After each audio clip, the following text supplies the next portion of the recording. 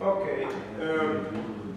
If we move forward in the documents that you can find on my website, the next one that you find is this one, which introduces to you infiltration models. And the reason why this document is available is that I would like to make a mention to the models of the single processes that we often use in hydrology.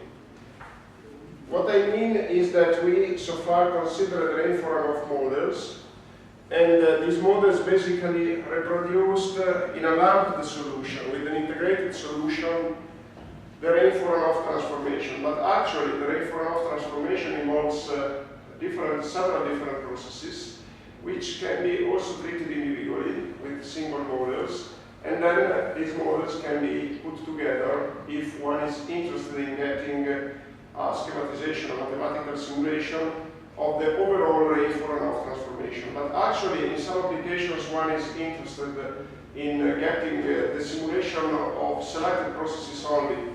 For instance, I already mentioned to you evapotranspiration models, and I told you that these models are basically based on the use of empirical relationships. But actually, these models are integrated in rainfall runoff models in such a way that the evapotranspiration is modeled separately and then included, the results included in a rainfall runoff model. So this is the first example of an hydrological process.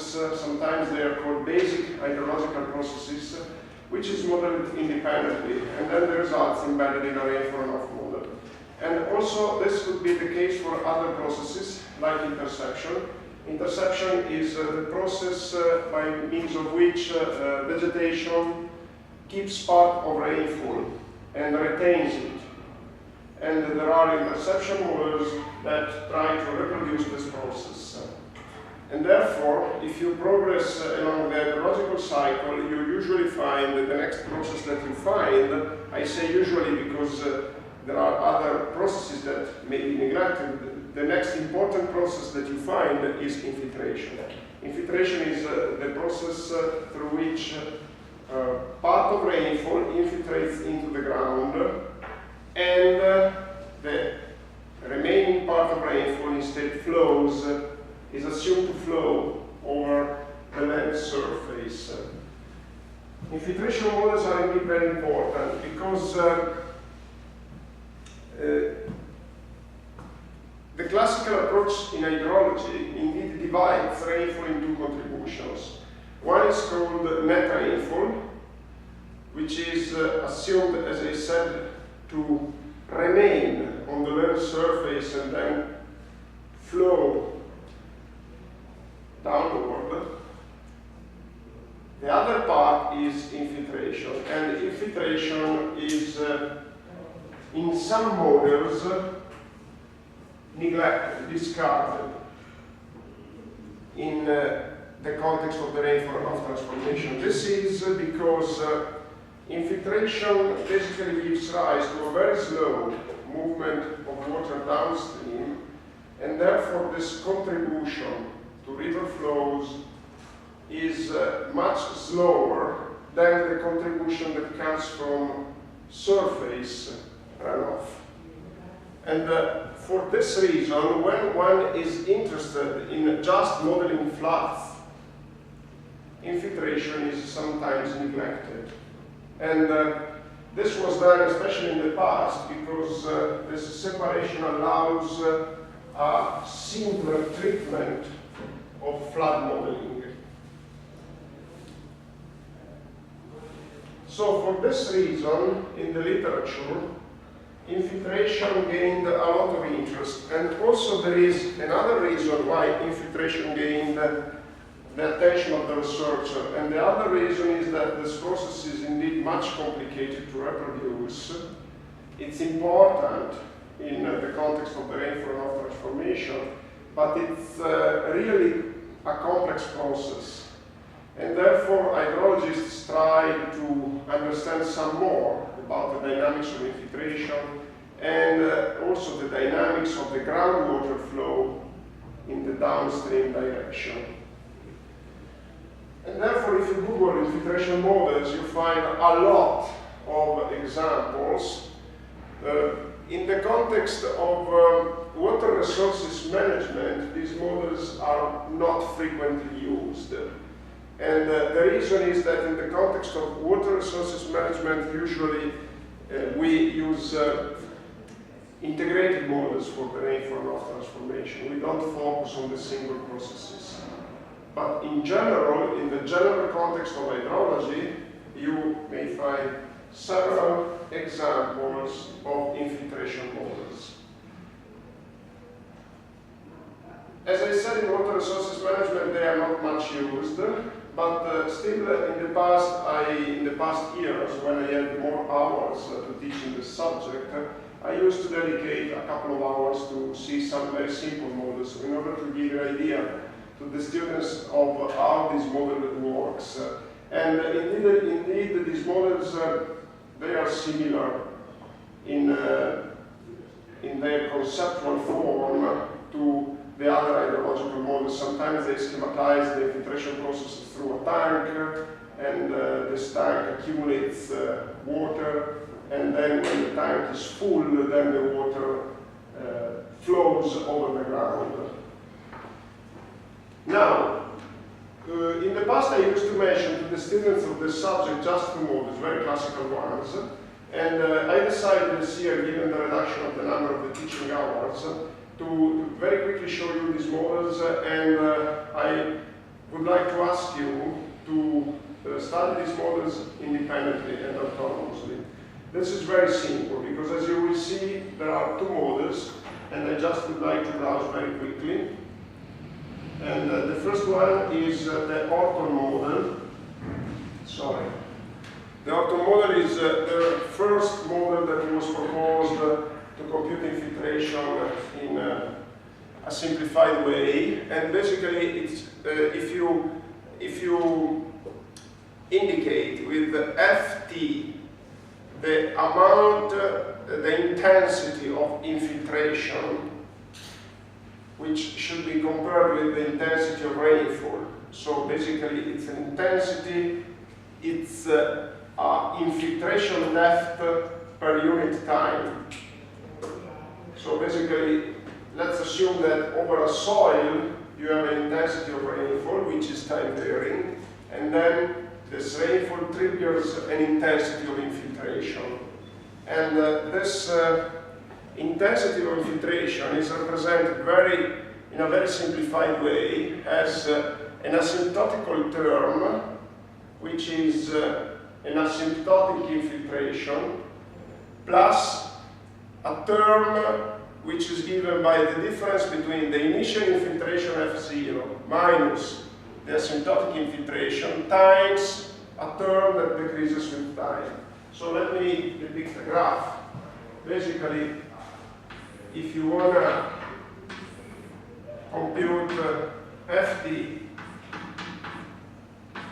along time, you start from a value F0, which is initial infiltration, and then you have to identify on this graph the quantity Fc, which is asymptotic infiltration. And of course, the initial infiltration is higher or equal, usually higher than the asymptotic infiltration, because asymptotic infiltration is the infiltration that you get after a long rainfall. And this could be zero if you assume that the soil doesn't contain any water through infiltration. When it's saturated, then it means that Fc is zero. But in general, you can assume that Fc is higher than zero. If the soil is highly permeable, even when it's saturated, it may still get some water through infiltration, because there is probably in the underground some water that flows in the deep underground.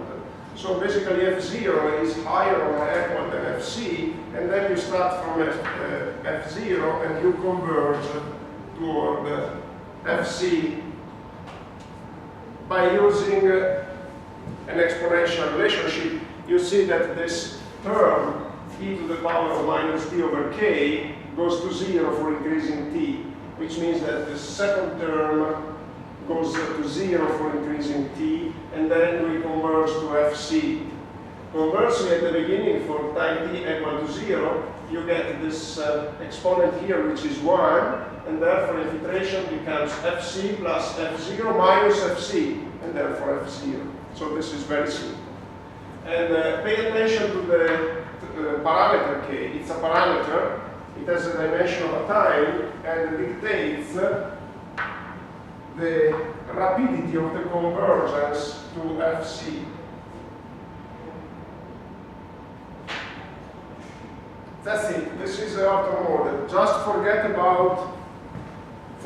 the graph on the right part, because this is a more complicated treatment which I'm not interested in during the subject. Basically, this is the explanation of a method that allows you to take into account that this infiltration that is given by the ortho model, it's correct only if and only if rainfall is always higher than the infiltration predicted by the ortho model. Because, of course, infiltration cannot exceed rainfall. The intensity of infiltration cannot exceed the intensity of rainfall. So if you get the ortho model that gives to you, because it's independent of rainfall, if the ortho model gives to you an infiltration that is computed independently of rainfall, which is higher than rainfall, then you have to correct it, of course. And the way how to correct it, there is a simple method which is explained here. But again, I don't want to, I'm not asking at the exam this. At the exam, I may ask you how is the ortho model, how the ortho model works, and what you just need to say is the relationship here.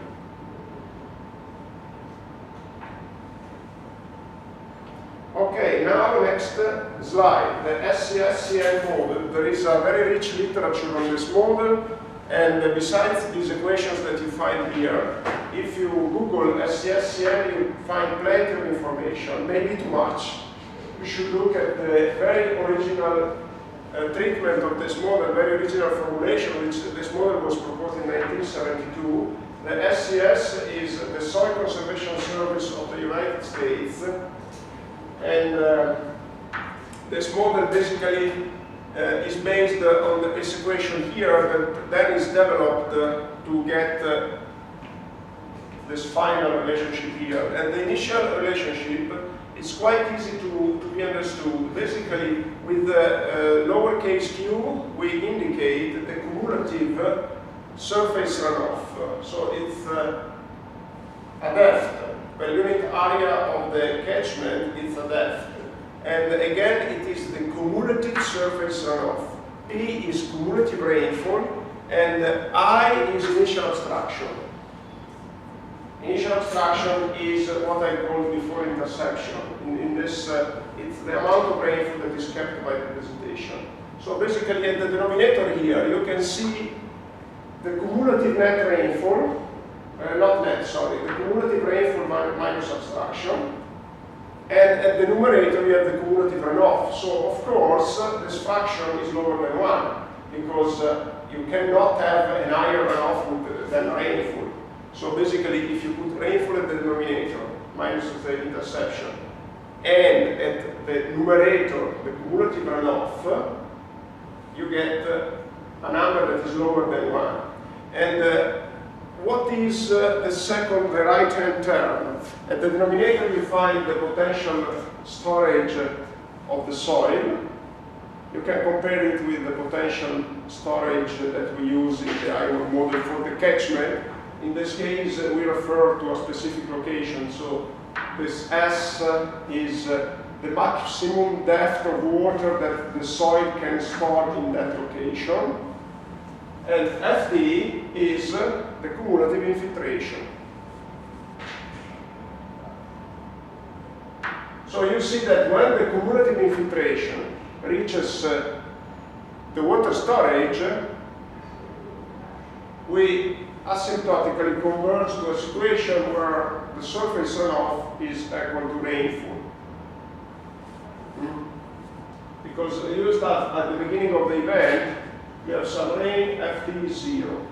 So if Ft is 0, of course the second term is 0, and in the left-hand term, what would you find? That the cumulative runoff is 0, because you have some rainfall. And this is fine. I mean, at the beginning of the event, you can assume that all the water infiltrates, and you don't have any surface runoff. But then, given the fact that the water infiltrates, you have an increase of Ft. And therefore, the increase of Ft provokes an increase of the surface runoff.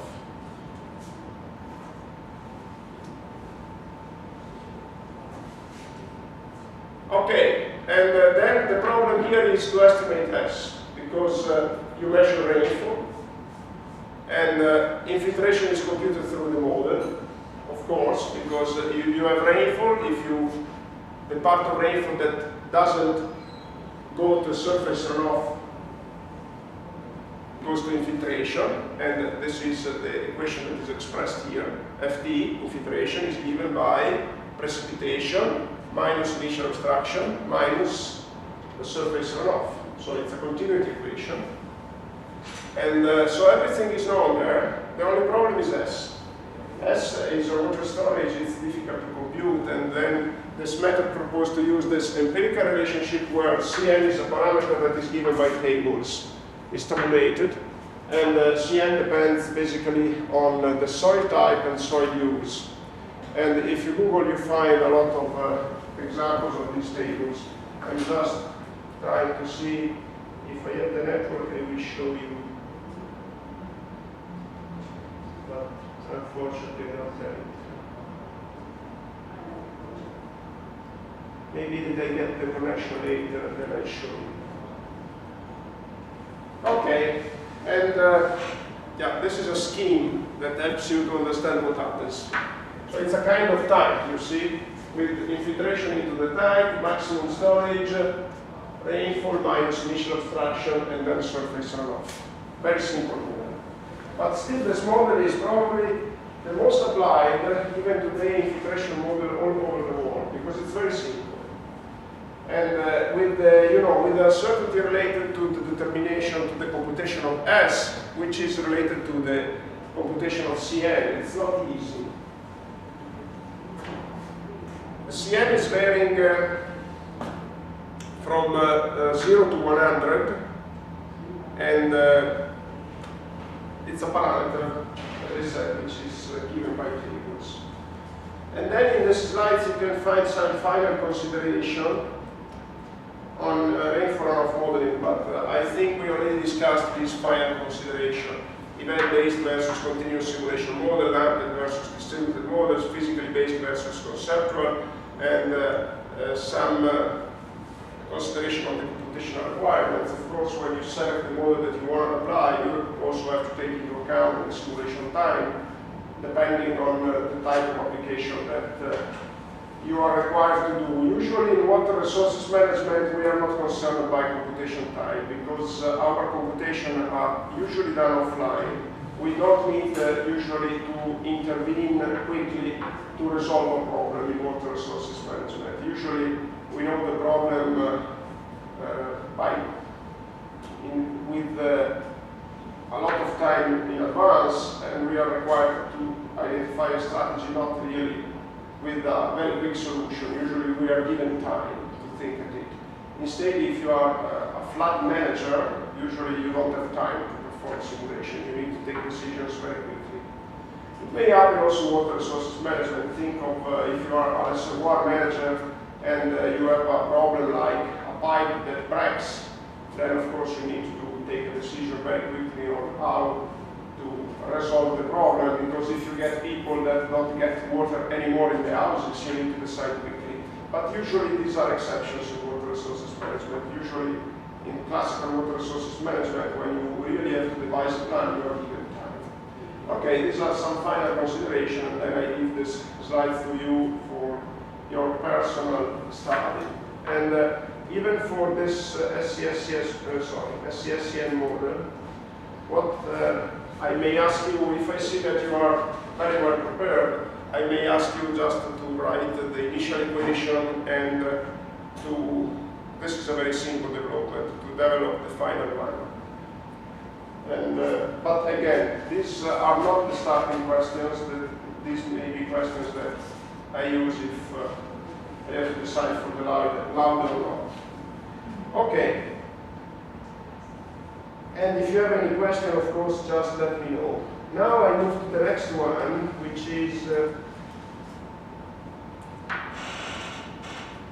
is stochastic simulation. And what is stochastic simulation? And first of all, don't be concerned by the terminology, which you are not used to probably. This is just another method to simulate the synthetic river flow data.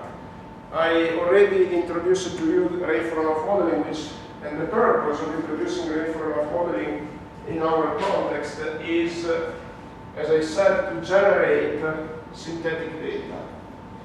And in this case as well, I am introducing another method. Rainfall runoff modeling is appropriate when you have rainfall data, but you don't have river flow data, or you have only a few of them. And then by using rainfall, you want to increase the number of your river flow data. But of course you need rainfall, and you need information on the catchment in order to set up a rainfall runoff model. And if you don't have rainfall, or you don't have enough information regarding the catchment, you can't use rainfall runoff modeling, and therefore you need to devise alternative solution. And one solution that is largely used is to perform a statistical simulation. So using statistical techniques to replicate the few data that you may have. So this method, which I am explaining now, assumes that you have some data, river flow data available, but only a few. Think of the situation in which you have 5 years of daily river flow data. They are too few to get an estimate, a reliable estimate of water resources availability. And therefore the question is, does it exist a way to replicate this data in order to obtain a more extended sample? And of course you want a reliable data. You want to obtain reliable data.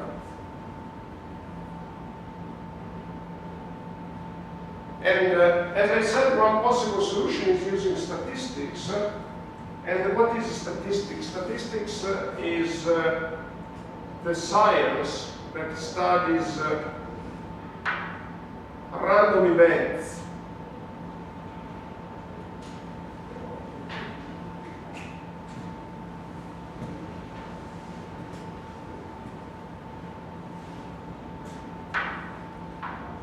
Why random events? First of all, let me say that we have already well clear that hydrology is affected by uncertainty. For many reasons that I already explained to you. What is uncertainty? Basically, it can be defined as in many ways, but let me say that uncertainty is equivalent to lack of deterministic predictability. So basically, if you have an event that is uncertain, the practical implication for an engineer is that you cannot predict it deterministically. So if you say, I am uncertain of the weather tomorrow, it means that you cannot predict it. It's of course true. And if you say that the river flow is uncertain, again, from the perspective of an engineer, it means that you cannot predict it with a deterministic approach. And when I say you cannot predict it, don't take me wrong. I mean, for prediction, a deterministic prediction, as I said, which means an exact prediction. You may have an idea of what the event will be, but still, you cannot predict exactly the outcome. So I may say, I guess that tomorrow will be a good day, a nice day, but still you say I guess. So you get an idea. So uncertain events, they cannot predict it, but this does not mean that you don't have any idea of them. You have an idea, but you cannot get a deterministic prediction. So the question is, how can I use this idea for the best? So how can I elaborate a prediction which is not deterministic, but still useful? And this is the task of statistics. Statistics studies random events and try to study their irregularities in order to make predictions, but these are not deterministic. So you can separate modeling approaches in two distinct categories. On one hand, you have the deterministic models, and they mean no uncertainty. On the other hand, you have statistical models, which include uncertainty. So this is why we call into play in hydrology and water resources management statistics, because there is uncertainty. And we are a little bit concerned by statistics because we are engineers, so usually we prefer deterministic models. Still, we shouldn't be concerned because these are just two types of models. And in the presence of uncertainty, the model should always be statistical. So you may ask me a question now, like, why then you introduced us any form of models which are deterministic models if they cannot be used? And the reply is, yes, I introduced any form of models, but I already told you that you don't have to make the mistake of taking these models as capable of giving you a deterministic prediction. They give you a prediction that is falsely deterministic. You get this number, but you have to be aware that it's uncertain. This is an important concept that you need to convey to end users, because when you present to your end users or stakeholders a mathematical model and you say this is the number, these people may take the number for true. So you have always to say to these people, this is an uncertain number. And if these people ask you, quantify this uncertainty, then you need a statistical approach. There is no way out of this. Okay, so it's fine using a deterministic model in hydrology. It's fine unless you don't have to estimate uncertainty, as it's fine as long as you specify that the resulting number is uncertain. It's an approximate solution. There is nothing wrong in using an approximate model, provided you are aware of the approximation. And as I said, if your stakeholders want an estimate of uncertainty, you have no other way out, in my opinion, than using a statistical model. There are other approaches indeed that may allow you to quantify uncertainty, like fuzzy logic, possibility theory, veridicity theory, and etc. Verosimility theory. In my opinion, these are all branches of probability and statistics. So, in my opinion, but this is some like philosophical interpretation, in my opinion, there is no way out than using statistics if you want to quantify uncertainty. I make this premise because I want to justify you why we have this idea of using statistical models. And what is indeed the idea? The idea, given that we have to replicate some observed data, the idea is to consider this observed data as the realization of random events which occur with a certain likelihood. And the idea is to generate synthetic data that have the same likelihood to occur than the synthetic ones, than the observed ones.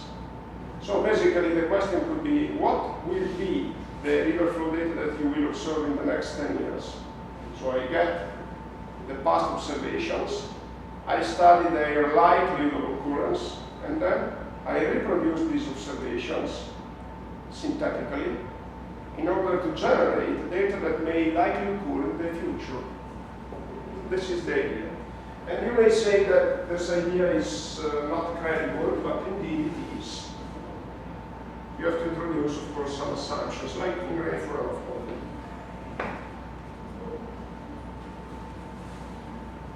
Now, if we want to apply a statistical approach,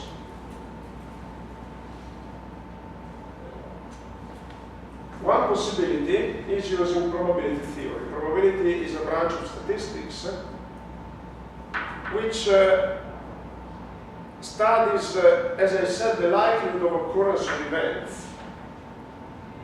And by studying the chance of occurrence of an event, and once that you fully knew the chances with which an event may occur, then you can replicate it. And let me give you a very simple example. Let's take the example of tossing a coin. And tossing a coin, it's an event that can give two outcomes, tail or head. And if you knew the probability of getting a tail, which is, 0.5, then if you can assume that you perfectly know this probability, you can easily generate synthetic outcomes of tossing a coin. You don't need to toss a coin to get a sample of outcomes. Once that you know that the probability is 0.5, you can easily generate them by, for instance, taking a random generator in your computer. In Excel, you may ask Excel to generate a random number between 0 and 1, very easily. And we can do it if you want. And then if the number is lower or equal to 0.5, you associate it to a tail. And then if it's higher than 0.5 and lower or equal to 1, you assume that it's a head. So you generate this random number. What Excel does basically is just pick it by chance between 0 and 1, and you generate the first outcome. And then you may do that like millions of times, and you don't need to toss the coin. So basically, this is to explain to you that once that you knew the chance of occurrence, which means probability of occurrence, but I will define probability now, of an event, you can replicate it. And you don't need to observe it. You don't need to toss the coin and see what is the outcome. Once that you knew that the probability is 0.5, you can do it without any problem. And let me just to provide you an example. There was a famous statistician who lived in the, I think he lived in the 18th century, Pearson. He wanted to prove that that probability is a very rigorous science, and he tossed the coin 24,000 times, and he got like 12,010 tails. So he proved to his students and co-workers that probability is very rigorous.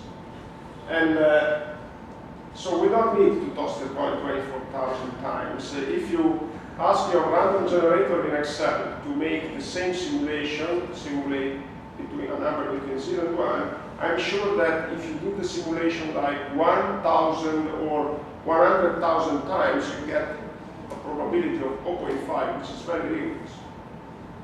So I mean, statistics is and probability, they are very rigorous. But of course, you need to know these chances of occurrence. This is the key question. And also, let me anticipate one thing, that tossing a coin is a very simple example, because it's an event that has just two outcomes, and an important concept that you have to take into account. These events are independent of each other. So if you toss a coin, the next trial is not impacted by the previous one, and doesn't have any effect on the next one. This means that these events are independent.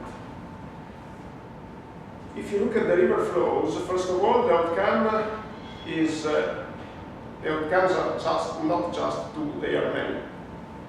And there is another problem, that the river flows, if you observe them at 5 time step, they are not independent. So if you go along the Po River and today you see a flood, tomorrow's discharge cannot be a drought, a dry day.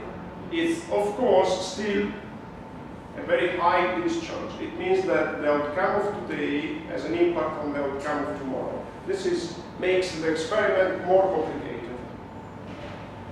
And these issues we need to take into account. First of all, now my purpose is in a couple of hours to explain to you how to perform the statistical generation of synthetic number. I anticipate that the methods are very simple. You will see the methods are very, very simple. And in R you have all the routines that allow you to do that. So the methods are simple. The premises are more complicated because I need to make a premise on statistics and probability. Probably you already had some background on statistics and probability, but I want to spend some time on recalling back some of the concepts, because it is extremely important in a course on water resources management that you have some fresh knowledge of probability and statistics. It is extremely important. Water resources management is done through statistical analysis. Before I move forward, don't make a final premise. Don't make the mistake that